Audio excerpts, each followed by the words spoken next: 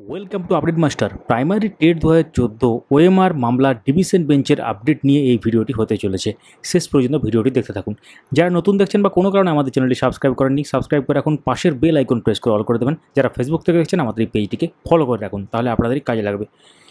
তো আমরা সরাসরি চলে এলাম হাইকোর্টের অফিসিয়াল সাইটে এবং সেখানে আমরা কেস ডিটেল দেখার চেষ্টা করছি এবং তার সাথে আপনাদের আগের যে অর্ডার কপি সেটাও দেখাবো, সেখানে কি বলা হয়েছিল এবং আজকে আদালতে কি হয়েছে এক্স্যাক্টলি সেটাও আপনারা জানতে পারবেন।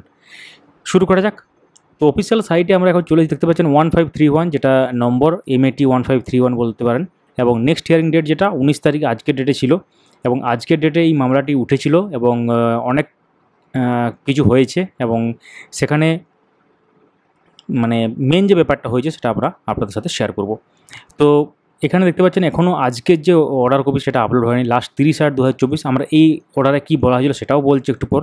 তো সবার প্রথম আমরা একটু দেখিয়ে দিই যে আজকে কজ লিস্টে কত নম্বরে ছিল। দেখতে পাচ্ছেন in the High Court at Calcutta daily cause list 19 September, এবং সেক্ষেত্রে যে ডিভিশন বেঞ্চে সকাল 10:30 থেকে শুনানি শুরু হয়েছিল। অনারেবল জাস্টিস হরিশ টন্ডন এবং অনারেবল জাস্টিস প্রসেনজিৎ বিশ্বাসের বেঞ্চে ছিল। আমরা একটু নিচের দিকে যাই। মোটামুটি এখানে চলে এলাম এবং একদম এখানে 38 নম্বরে MAT 1531 দেখতে পাচ্ছি Minmoy Haldar and others versus Shantanu Sweet and others.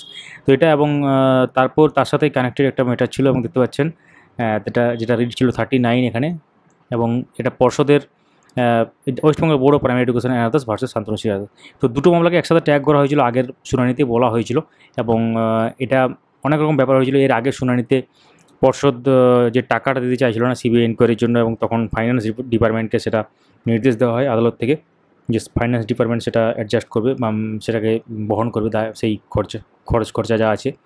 তো আমরা একটু আগের অর্ডার কপিতে চলে যাই।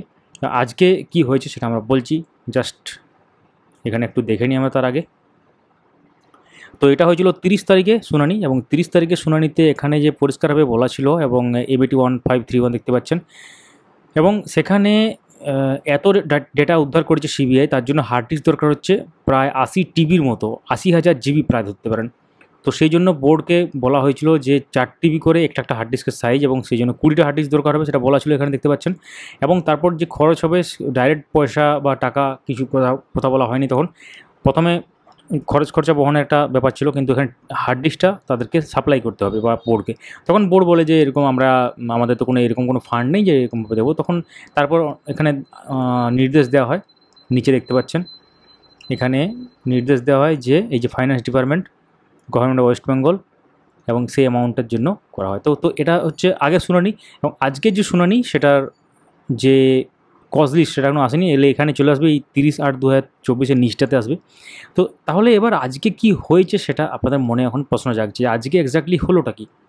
তো আজকে মামলাটি উঠেছিল এবং মামলাটি এখানে দেখতে পাচ্ছেন যে দুটো এখানে এটা কানেক্টেড ম্যাটার ছিল, এটা মেন কেস এর সাথে কানেক্টেড, এটা যেহেতু আগের বারে ট্যাগ করা হয়েছিল দুটোকে। তো এটা শিক্ষক শিক্ষিকাদের করা একটা মামলা, যেখানে দেখতে পাচ্ছেন মিনময় হালদারের আদর্শ ভার্সেস শান্তনু সিংহের আদর্শ। তো এক্ষেত্রে শিক্ষক শিক্ষিকাদের যে আইনজীবী ছিলেন সম্ভবত তিনি ডিলে জন্য বলেন বা কোনো পক্ষের একটা আইনজীবী বলেন আর কি। যাই হোক, আমরা মনে করছি শিক্ষক শিক্ষিকাদের যে আইনজীবী তিনি বলেছেন, এখন পুরোটা বোঝা যাবে অর্ডার কপি এলেই। তো সেখানে বলা হয় যে একটু সময় চাওয়া হয় আর কি। তো সেটা পুজো ভ্যাকেশনের পর 1 সপ্তাহ বা 2 সপ্তাহের মধ্যে মামলাটি পরবর্তী লিস্ট বা পরবর্তী দিন ধার্য করা হতে পারে। তো এখন এখানে ডেট পড়ে যাবে, আমরা চেক করছি ক্রমাগত। এখানে ডেট পড়ে যাবে, আমরা যখনই কেস স্ট্যাটাস দিয়ে এখানে কেস নাম্বার দিয়ে চেক করব, তখনই এখানে দেখতে পাচ্ছেন 19 সেপ্টেম্বর লেখা আছে, এটা পরবর্তী ডেটটা পড়ে যাবে, অর্থাৎ অক্টোবর মাসে কোনো একটা ডেট পড়বে, অর্থাৎ পরবর্তী শুনানি অক্টোবর মাসে হতে চলেছে। এটা আপনারা কিন্তু ধরে রাখতে পারেন, লিস্টেড হবে। এবার শুনানি হোক না হোক সেটা পরের ব্যাপার, লিস্টেড কিন্তু অক্টোবর মাসে হতে চলেছে। তো এখন প্রশ্ন হচ্ছে তাহলে ওএমআর মামলায় কী হবে, আলটিমেটলি কী হতে চলেছে। তো টেট 2014 থেকে আপনারা জানেন যে ওএমআর মামলাটা বহুদিন ধরে চলে আসছে, এবং সেটা সিঙ্গেল বেঞ্চ, তারপর ডিভিশন বেঞ্চ। এখন সিঙ্গেল বেঞ্চে কিছু হচ্ছে না, কারণ ডিভিশন বেঞ্চে কেসটা বিচারাধীন আছে, এবং ডিভিশন বেঞ্চ থেকে যদি সিঙ্গেল বেঞ্চে পাঠানো হয় তখন আলাদা ব্যাপার হবে। তো আজকে ওটাই বলা হয়, এবং আলটিমেটলি সেরকম কিছু আর হয়নি কথোপকথন। পরবর্তী আপডেটটা আসবে, আমরা শেয়ার করবো আপনাদের সাথে। এবং তার সাথে এই ভিডিও যখন আপনারা দেখছেন, এর পরের ভিডিও আসছে খুবই গুরুত্বপূর্ণ, প্রাইমারি টেট 2014 থেকে নিয়োগপ্রাপ্ত 2020 রিক্রুটমেন্ট প্রসেস, অর্থাৎ 16,500 যে প্যানেল, সেই 16,500 প্যানেলে নতুন মামলা দায়ের হয়েছে সুপ্রিম কোর্টে। হ্যাঁ, আপনারা ঠিকই শুনছেন, নতুন সুপ্রিম কোর্টে মামলা দায়ের হয়েছে। পুরো কেস ডিটেল সহ আমরা আপনাদেরকে পুরো ব্যাপারটা শেয়ার করব অন স্ক্রিন একদম কম্পিউটারে। তো তার জন্য আপনাদেরকে সঙ্গে থাকতে হবে। কমেন্টে জানান যে আপনারা ওই খবরটা জানার জন্য ডিটেলসে কতটা আগ্রহী। এখনই কমেন্ট করুন, এই ভিডিওটি লাইক করুন, সবার সাথে শেয়ার করুন, এবং পরবর্তী ভিডিওগুলো যাতে না মিস করে যান সেই জন্য সঙ্গে থাকুন, চ্যানেলটিকে সাবস্ক্রাইব করে। অবশ্যই কোনো না কোনো একটা কমেন্ট করবেন এবং সবার সাথে ভিডিওটি শেয়ার করবেন। Thanks for watching.